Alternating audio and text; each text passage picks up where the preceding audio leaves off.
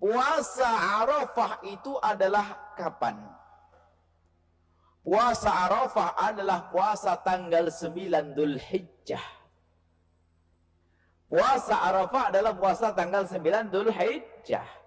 Kalau Anda berada di Makkah, maka puasa Arafah Anda bareng dengan orang wukuf di Arafah karena Anda di Saudi. Kalau Anda di luar Saudi, puasa Anda adalah tanggal 9. Puasa Anda di luar Saudi, dimanapun Anda ya tanggal 9. Di Saudi juga tanggal 9.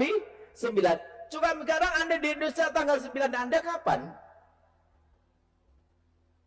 Tanggal 9 Anda kapan? Kalau tanggal 9 kita di sini pas di Saudi tanggal 10, Anda mengikuti mazhab Imam Syafi'i, di sini adalah mengikuti tanggal 9. Nah, hari ini hari apa? Hari Senin, orang pada wukuf di Arafah.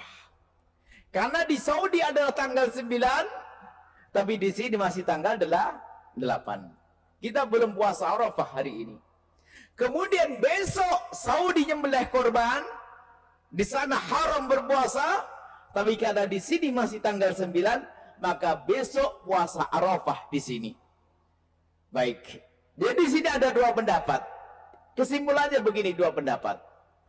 Kalau seandainya di sini di Indonesia mau ngikut Saudi juga benar menurut mazhab Imam Malik, tidak salah. Artinya apa? Hari ini Anda puasa Arafah, besok kita nyembelih korban bareng-bareng sama Saudi. Sah secara fikih. Secara fikih sah, jangan ada mengatakan ini salah.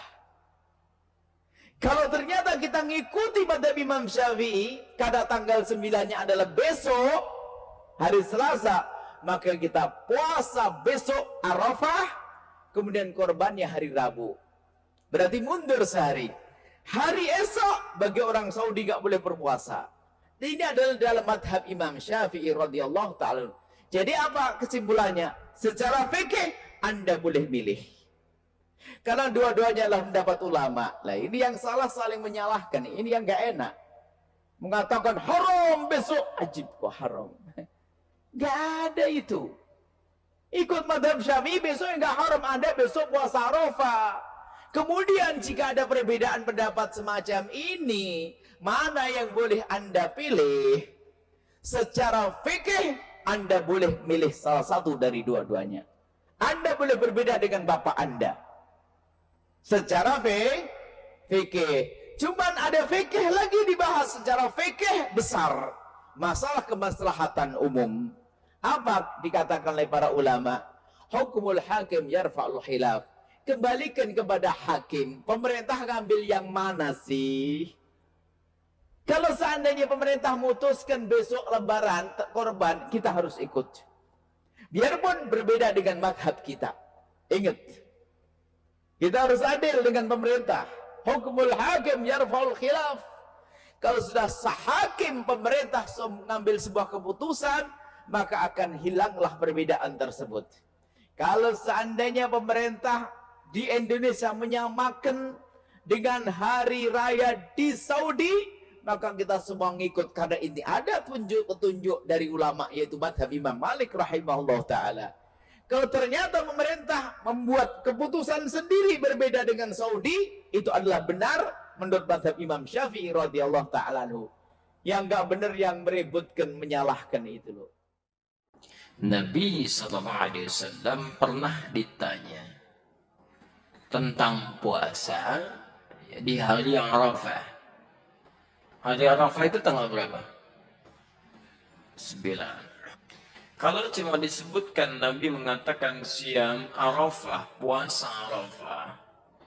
Arafah itu menunjuk pada momentumnya. Ya, momentum orang wukuf. Jadi kalau bahasanya puasa Arafah, maka nggak ada penafsiran. Semua di seluruh negeri ini harus berpuasa bersamaan dengan orang wukuf. Jadi nggak usah ada penafsiran. Nggak usah ada penafsiran. Jadi begitu di Saudi misalnya wukuf, sekarang kita ikut puasanya di hari itu. Jelas ya? Itu kalau tidak menggunakan yaum. Tapi kalau menggunakan yaum, Yaum itu disebut dengan zarfuz zaman. Ya. Huruf yang melekatkan sesuatu pada waktunya, bukan momentumnya. Menunjuk pada waktu. Ya. Di yaum itu menunjuk pada waktu. Maksudnya apa? Hadis ini ingin menegaskan puasa ini dilakukan bukan mengikuti momentumnya, tapi mengikuti waktunya. Ya. Waktu orang wukuf tanggal berapa? 8 apa 9? 9. Ya. Di waktu orang wukuf di tanggal 9 Dzulhijjah. Artinya kalau di satu tempat, satu daerah, satu negara sudah masuk ke tanggal 9 Dzulhijjah, sekalipun tidak sama dengan tempat orang wukuf sekarang di Saudi, maka itu sudah harus menunaikan puasanya. Jadi jatuh puasanya pada tanggalnya, bukan pada momentum wukufnya. Jelas ya? Yang harus diikutkan pada tempat tertentu. Ya, misal sekarang di Saudi. Ya. Misal, mohon maaf, pemerintah kita menetapkan waktu misalnya awal Dzulhijjah beda dengan Saudi misal. Karena zonanya misalnya ada perbedaan tertentu. Ya, dalam hal tertentu, kondisi tertentu. Misal saja, maka yang diikuti saat puasa Arafah itu bukan ikut ke yang wukuf, bukan waktu Saudi, tapi waktu sini. Ya. Karena zona itu bisa berbeda, Pak. Ya. Saya sering katakan begini, Saudi dengan Indonesia beda berapa jam? Wah, antum ukurnya ke Jakarta 4 jam, di Papua 6 jam. Indonesia itu kan luas, dari Sabang sampai Merauke, ya kan?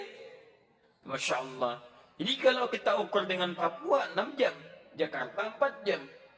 Nah, sekarang lihat begini misal, ini baru Papua ya, belum negara-negara lain yang bedanya cukup jauh. Ya. Ketika Saudi menetapkan tanggal 9 Dzulhijjah, ya, misal maghrib di Saudi, misal jam 7, di Papua jam berapa? Jam 1.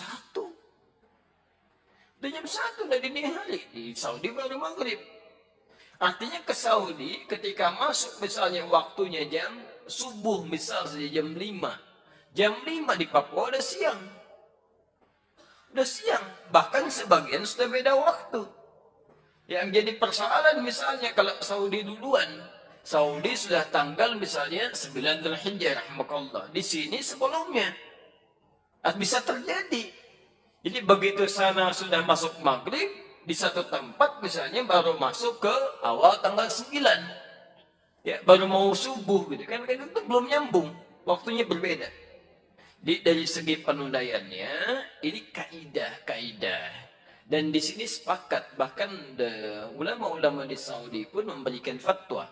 Jadi kalau di satu negara zona waktunya berbeda jauh, ya tidak terlampau dekat, yang bisa melahirkan perbedaan waktu, maka waktu di negara tersebut yang diikuti. Kecuali kalau waktunya dekat, sekitaran Teluk, kemudian UAE, Qatar, bahkan kami sampai ke Libya. Itu kalau Saudi musim haji sudah ikut waktu Saudi, ya nggak ribut-ribut lagi. Kecuali kalau yang masanya cukup agak jauh seperti kita saat ini di beberapa tempat. Jelas ya?